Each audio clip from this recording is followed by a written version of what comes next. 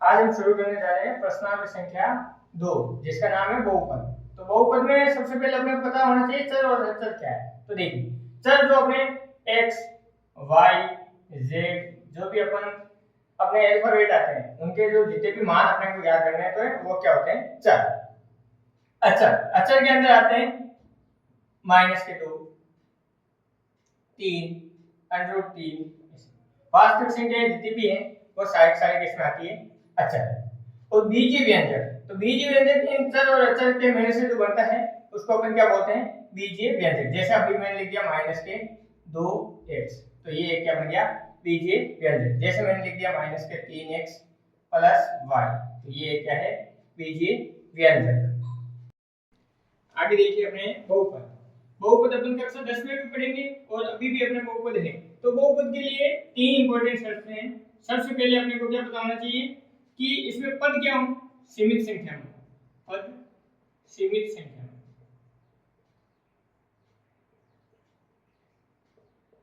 अर्थात कहने का अर्थ है जैसे भी ये बीजीय व्यंजक दे रखा है इसमें पद 2 पद है फिक्स, ऐसे अगर डॉट डॉट लगा देते ऐसे इनके पद हो जाए। अब दूसरी शर्त है जो इनके गुणांक है वो गुणांक सदैव क्या होना चाहिए वास्तविक संख्या में होना चाहिए। क्या होना चाहिए वास्तविक संख्या के रूप में गुणांक होने ही चाहिए। और तीसरी इंपॉर्टेंट बात है जो अपना चर का पद है, चर की जो घात है, चर की घात सदैव क्या होनी चाहिए पूर्ण संख्या के रूप में होनी चाहिए। इसमें होनी चाहिए पूर्ण संख्या के रूप में होनी ही चाहिए, तब वो क्या होगा बहुपद होगा। देखिए अब अपने को पता करना है कि बहुपद के प्रकार घात के आधार पर और पद के आधार पर। तो देखिए घात के आधार पर 3 अलग अलग देख लेते हैं अपन। अगर किसी की घात 0 हो तो वो कौन सा होगा शून्य बहुपद। कौन सा होगा शून्य बहुपद। अगर किसी पद की घात 1 हो तो वो क्या होगा रैखिक बहुपद। कौन सा होगा रैखिक बहुपद। और अगर किसी की घात अपने 2 हो तो वो क्या होगा द्विघात बहुपद। और 3 घात होगा तो त्रिघात बहुपद। ऐसे आगे से आगे घातें बढ़ती जाएगी।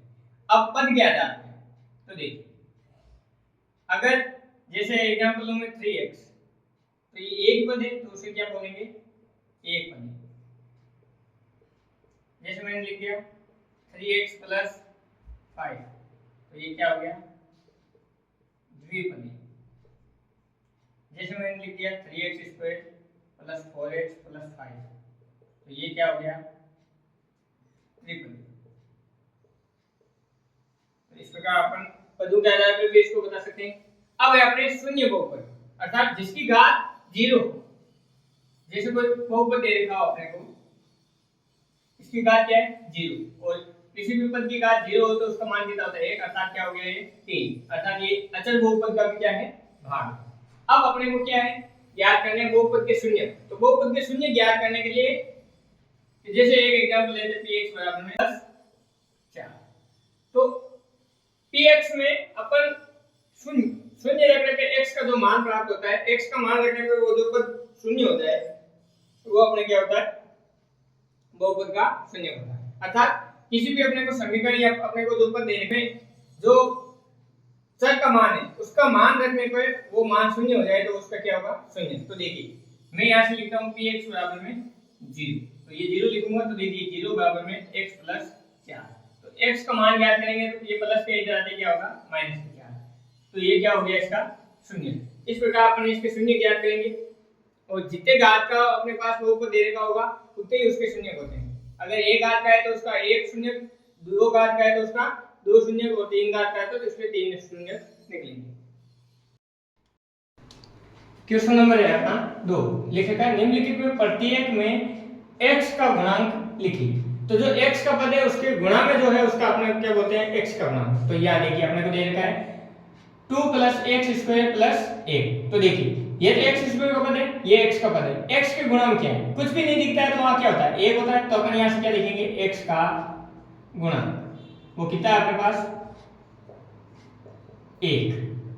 अब इसमें देखिए 2 दूसरे में दे रखा है 2 - x² + एक्स क्यूब। तो ये तो एक्स स्क्वायर का पद है, ये एक्स क्यूब का पद है, यहाँ एक्स का पद है क्या, एक्स का पद नहीं है तो उसका गुणा क्या है, 0 है। तो अपन यहाँ से क्या लिखेंगे, एक्स का गुणा, वो अपने पास कितना आ गया यहाँ से 0। अब देखिए ये दे रखा pi by 2 x square plus x, अपने को एक्स का गुणा चाहिए, तो ये तो एक्स स्क्वायर का गुणा है, यहाँ पे एक्स का गुणा कितना है, एक्स का गुणा, वो अपने प्राप्त हुआ है 1। इस प्रकार अपना क्वेश्चन नंबर जो 2 है वो सरल हो जाता है।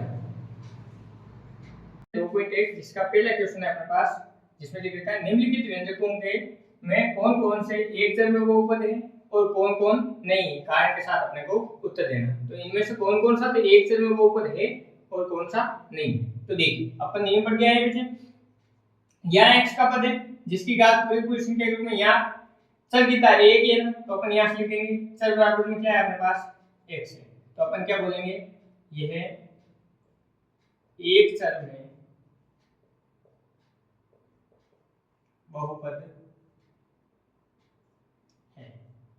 दूसरा देखिए यहाँ पे भी अपने पास चर का मान क्या है, y है, तो अपन इसको क्या बोलेंगे, एक चर में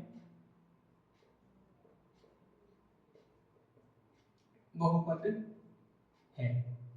आगे यहाँ बहुपद है क्या, इसको लिखते हैं एक बार के लिए, ये देखिए 3 t की पावर क्या होगी 1/2, अंडर का मतलब क्या होता है 1/2, ये t की पावर 1 और ये अंडर 2। तो यहाँ से देखिए जो अपना चर है इसकी मान क्या आ गई 1/2 आ रहा है, अर्थात पूर्ण संख्या के रूप में नहीं, तो अपन यहाँ से क्या लिखेंगे, यह चर की घात पूर्ण संख्या नहीं है,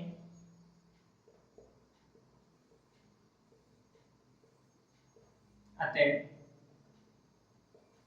यह बहुपद नहीं है।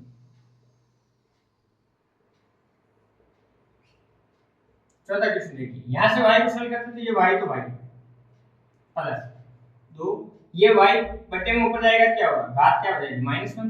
तो यहाँ जो चर है चर का मान क्या आ गया, अपने पूर्ण संख्या नहीं, तो अपन यहाँ से क्या लिखेंगे, चर की घात पूर्ण संख्या नहीं।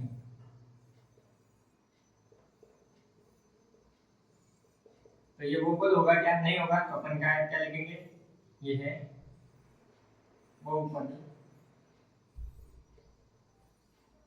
नहीं। यहाँ देखिए यहाँ अपने पास चर कितने x है, y है, z है, तो यहाँ से लिख लेते हैं चर कौन कौन सा है, x y और t, तीन चर है अपने पास अलग अलग। तो ये क्या एक चर के अंदर है क्या, तीन चर हो गए, तो अपन क्या बोलेंगे, ये है एक चर में बहुपद नहीं, क्योंकि इसमें चर कितने हो गए 3। इस प्रकार क्वेश्चन नंबर जो 1 है वो सरल हो जाता है। क्वेश्चन नंबर अपना 2, निम्नलिखित में प्रत्येक में x स्क्वायर का गुणांक ज्ञात कीजिए। जो अपने को मान दे रखे हैं उसमें x स्क्वायर का गुणांक ज्ञात करना। तो x स्क्वायर के पद के साथ जो गुणांक में जो संख्या दे रखी है वही उसका गुणांक होता है। तो देखिए पहले क्वेश्चन अपने पास 2 + x स्क्वायर + x, तो देखिए x स्क्वायर के गुणांक में कुछ भी नहीं होता है, वहां क्या होता है 1। तो अपन यहाँ क्या लिखेंगे, x स्क्वायर का गुणांक कितना आ गया अपने पास 1। दूसरा देखिए दूसरे में दे रखा है 2 - x स्क्वायर + x क्यूब, तो x स्क्वायर ये रहा, इसकी गुणांक कितना है 1 है और सामने माइनस है, तो देखिए x स्क्वायर का गुणांक है जो कितना आ गया -1। तो अपन क्या लिखेंगे, x स्क्वायर का गुणांक जो है अपने पास -1 आ गया।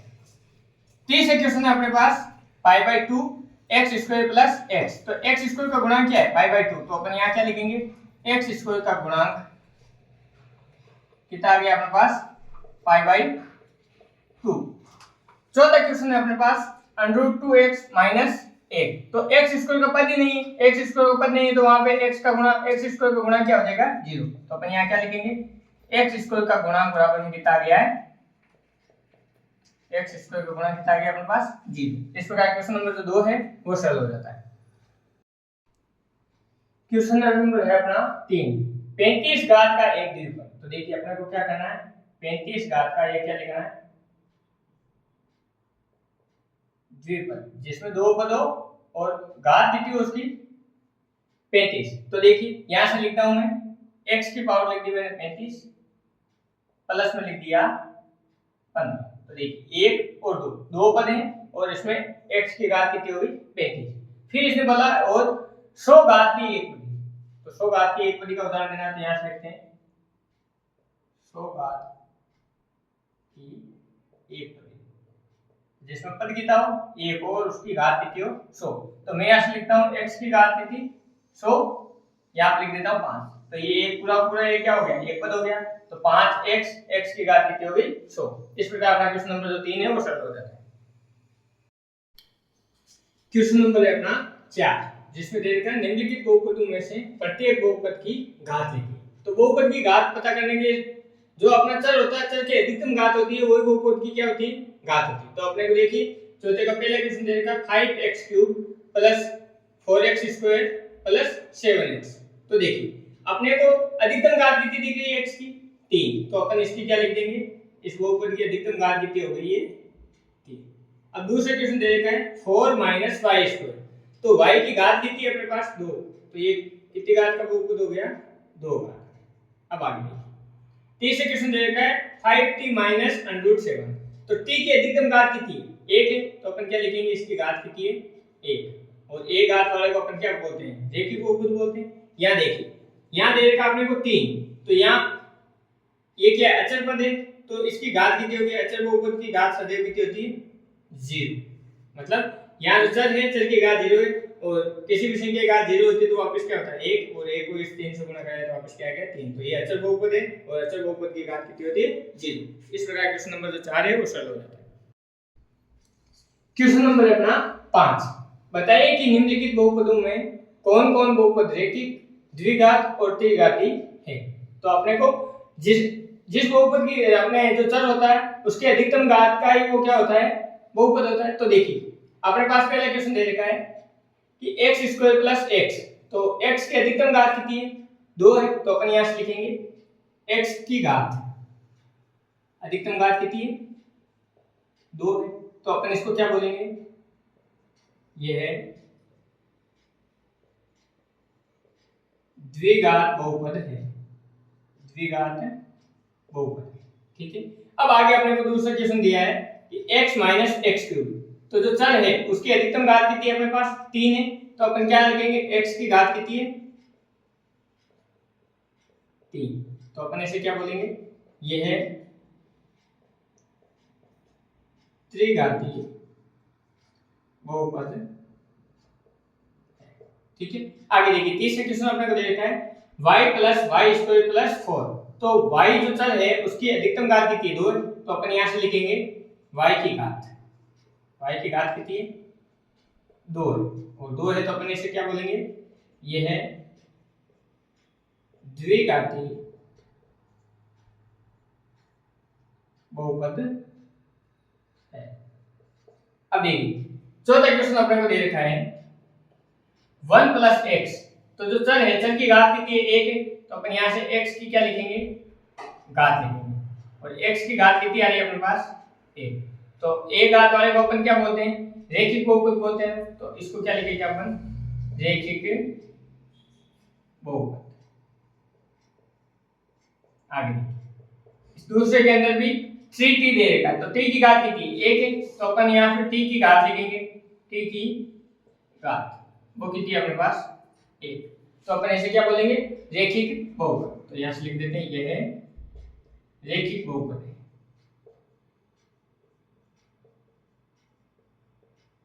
रेखिक बहुपद। आगे यहां r की घात दे दी अपने को 2। तो r की घात कितनी है 2 है। तो ये द्विघात बहुपद हुआ नहीं हुआ। तो अपन क्या लिखेंगे द्विघात बहुपद। और सातवां अपने को दे रखा है 7x³। तो देखिए x की घात कितनी है अपने पास 3। तो अपन इसे क्या लिखेंगे त्रिघात बहुपद। इस प्रकार क्वेश्चन नंबर जो 5 है वो समाप्त होता है और प्रश्नावली संख्या 2.1 है वो समाप्त होता है।